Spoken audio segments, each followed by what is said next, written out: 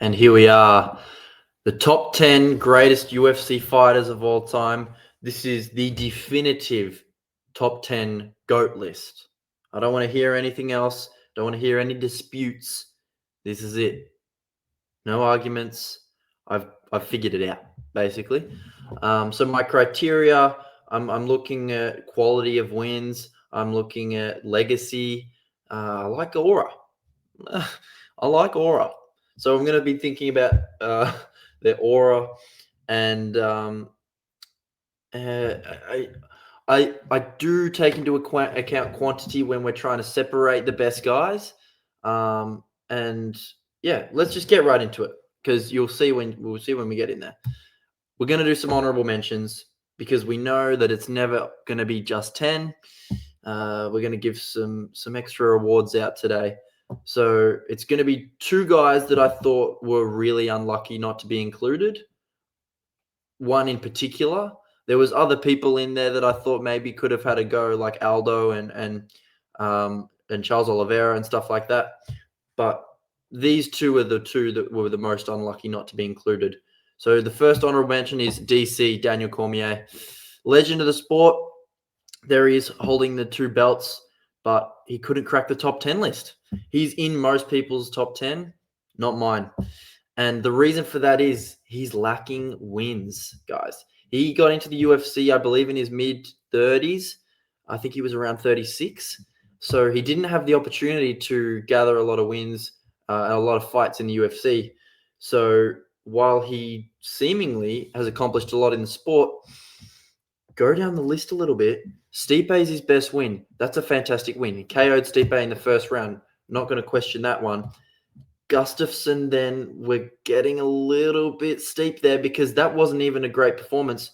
I thought that Gustafsson could have won that fight. Moved down again, Anthony Johnson, questionable. And then I'm looking at Derek Lewis and Volkan Ozdemir. That's what I'm judging you on.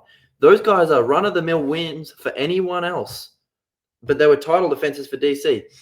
So DC, legend of the sport, a double champion, but I can't put him in the top 10. Sorry.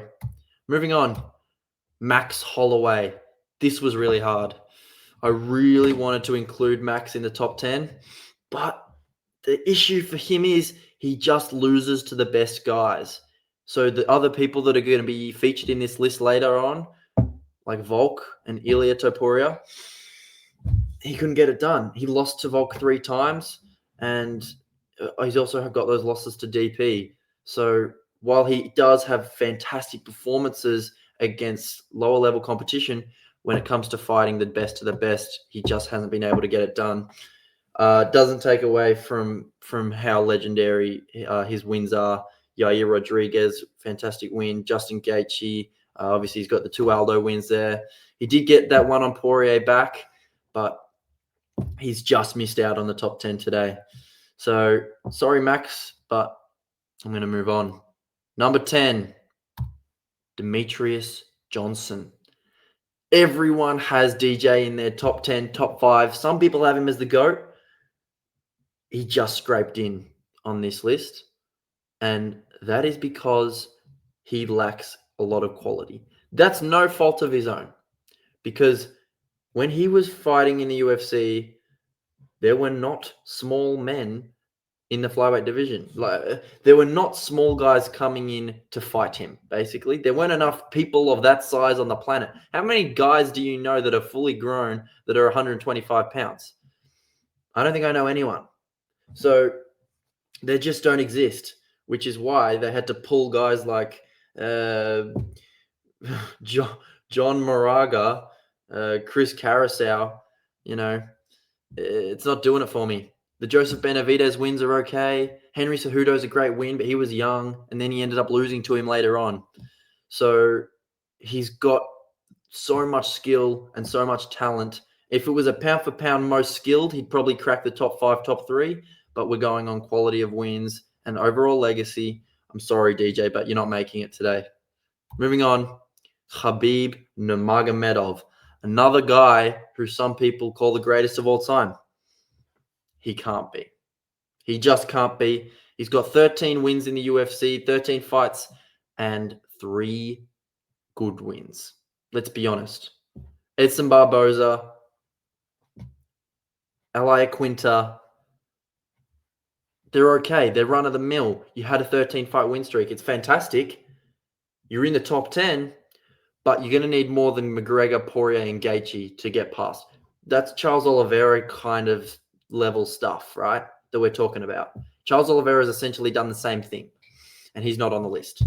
So, yes, he's getting carried through by his aura, but he's got no real quality wins outside these three.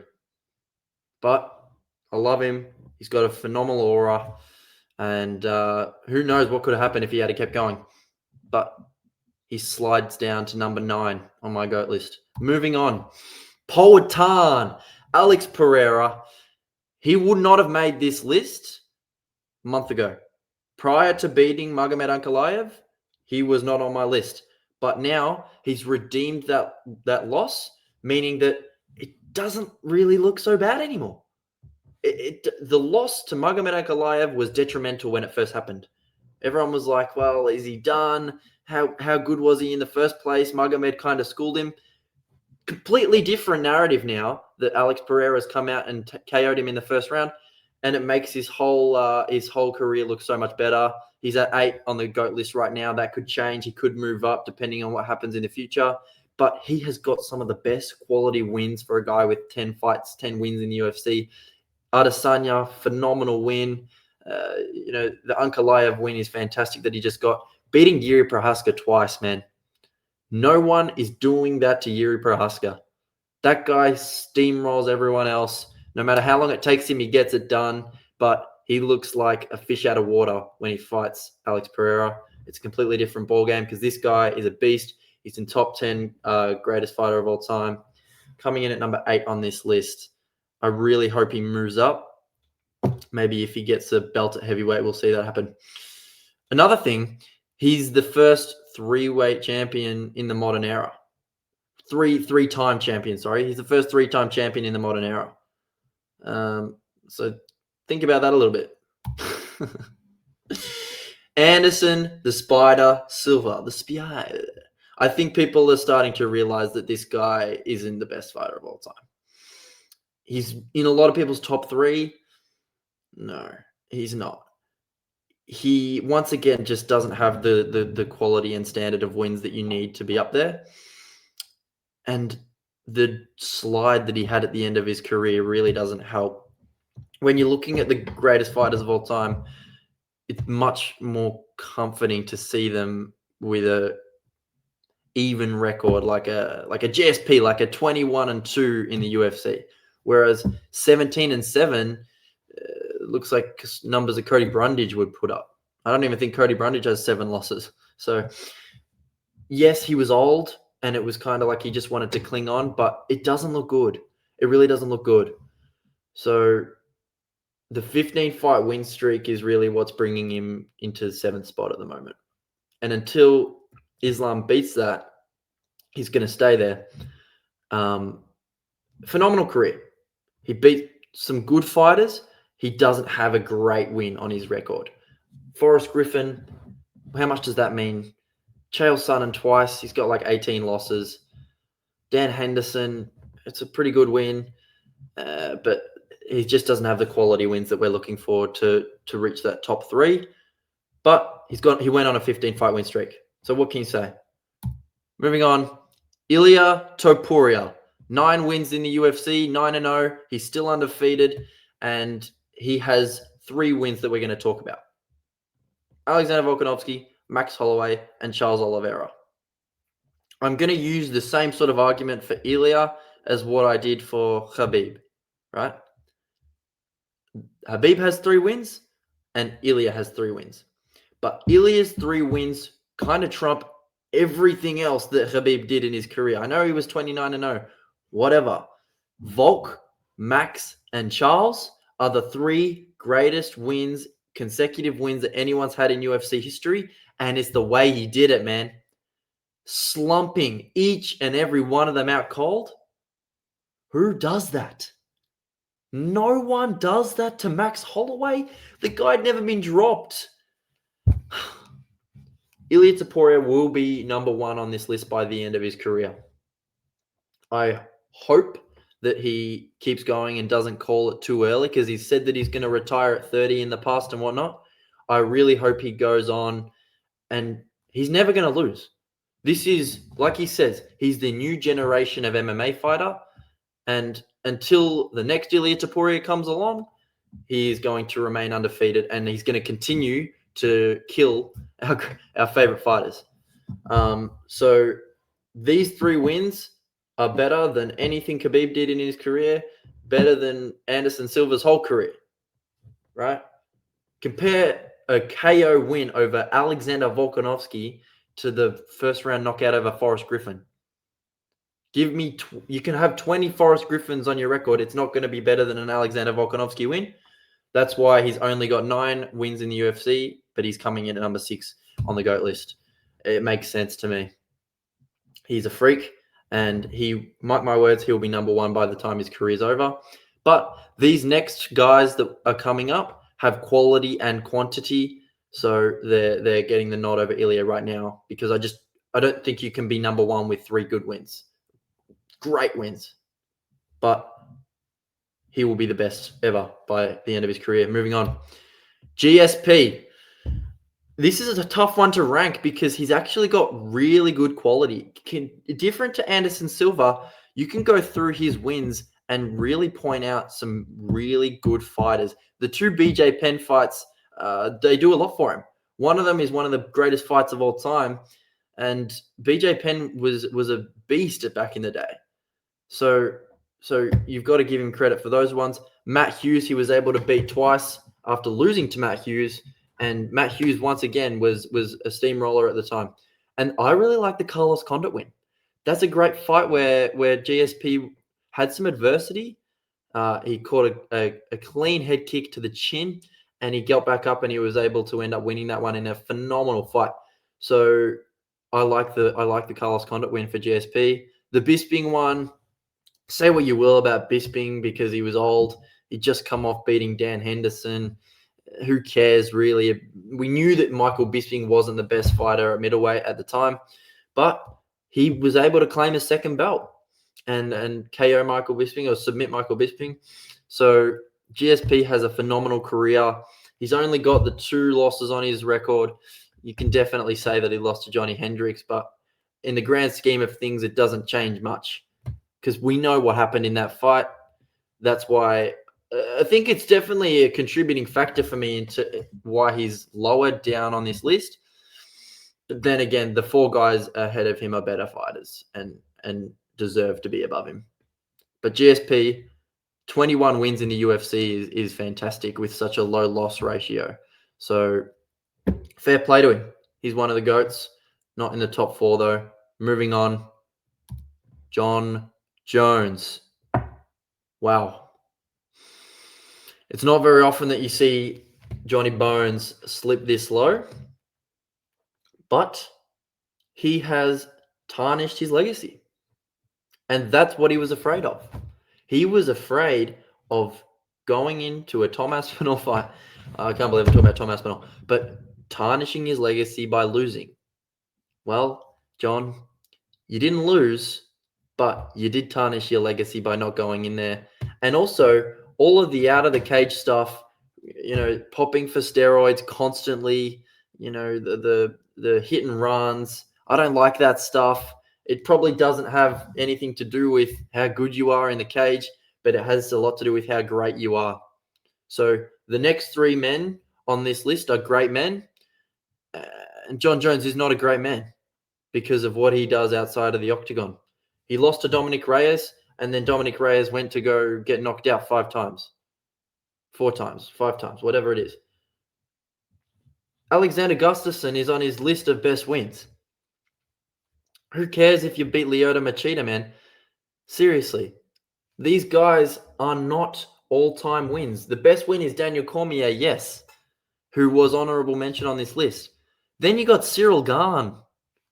I'm not impressed with his resume. It's quantity and it's not a whole lot of quality. Yes, they were the best guys at the time, but if we look back at it, were they? Were they? How would they do now? And I know it's hard to compare eras because, well, you can only fight against who you have at the time. Oh, anyone at light heavyweight is smoking Lyoto Machida right now. Put Lyoto Machida up against Yuri Prohaska. Put him up against Pereira. Out cold. I know John Jones did that as well. Maybe it's just a little bit of bias coming into this, but I really think that he has fully tarnished his legacy. He lacks quality. I think he's a cheat, and he's not a great man, which is why he is not number one on this list. Usually, people put him in the one spot. Not me. Not me. Moving on. The Volk, legend of the sport, just as quality a fighter as it gets. One of the most well-rounded guys we've ever seen. I fell in love with Volk when he got out of that Brian Ortega choke.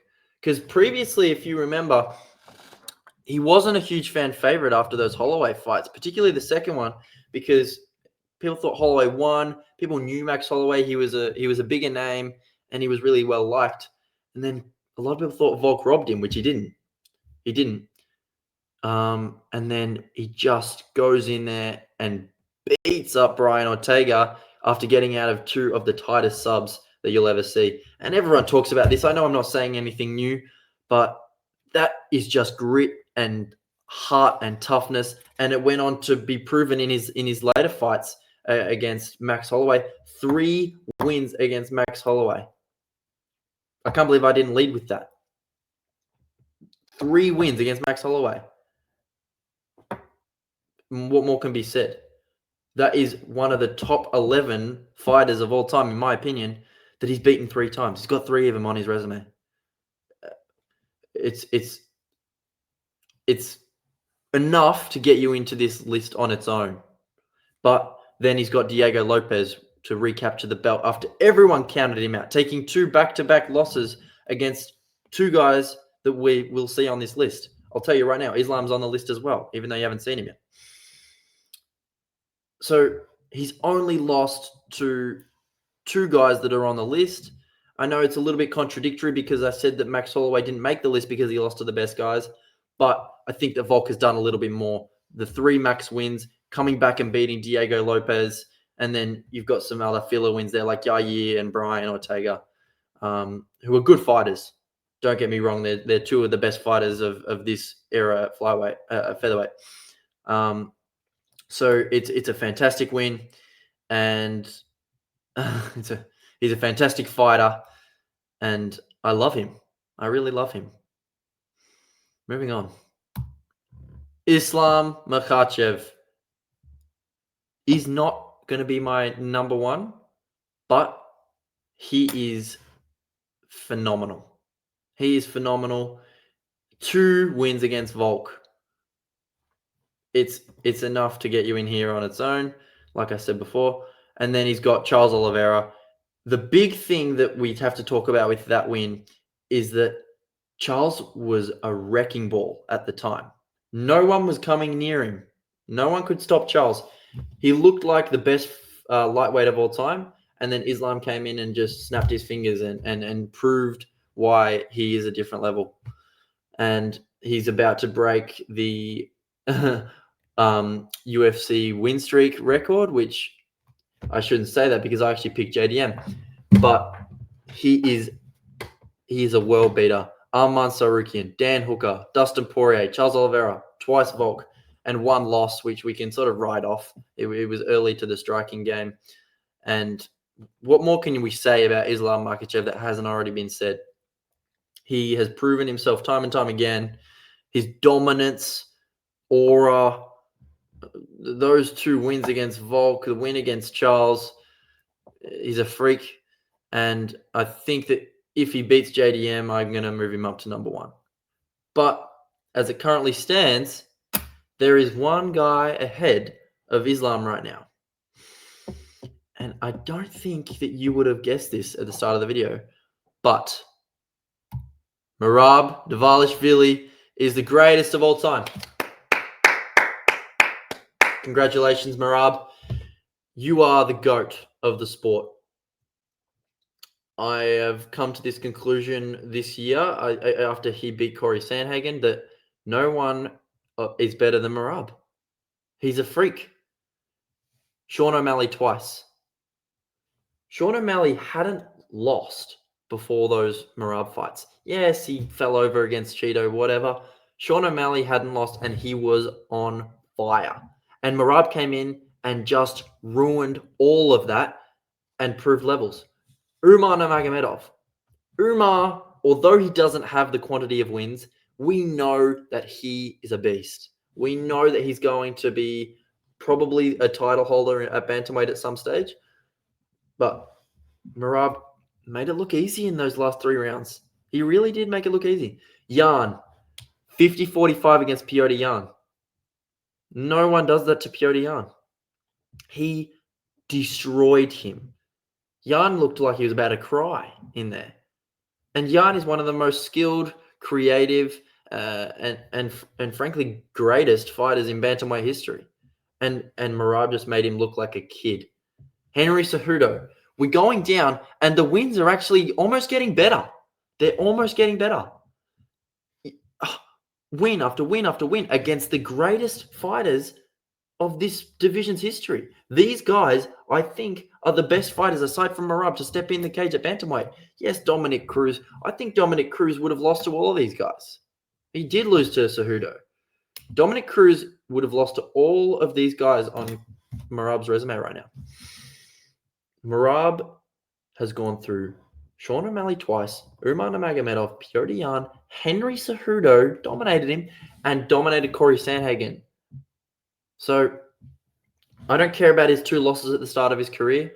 Marab Dvalishvili, as it stands, is the greatest fighter of all time. And if he beats Petr Yan next month in December, he's just going to solidify that even further. So do not argue with me about this. Marab's a GOAT. And I'm really happy for him because he's seemingly gone from maybe scratching the top 10 to number 1 in 1 year with the 3 wins that he's had this year, and potentially he can have a 4th. So I think that he is pretty confidently, I can say that Marab's a GOAT. I can say that pretty confidently. So thanks for watching. Let me know what you think. I'd love to hear your reaction to Marab being decided as the newfound GOAT, because I think that once people see this video, they're going to start really agreeing and realizing that they agree with me. So thank you very much. Peace.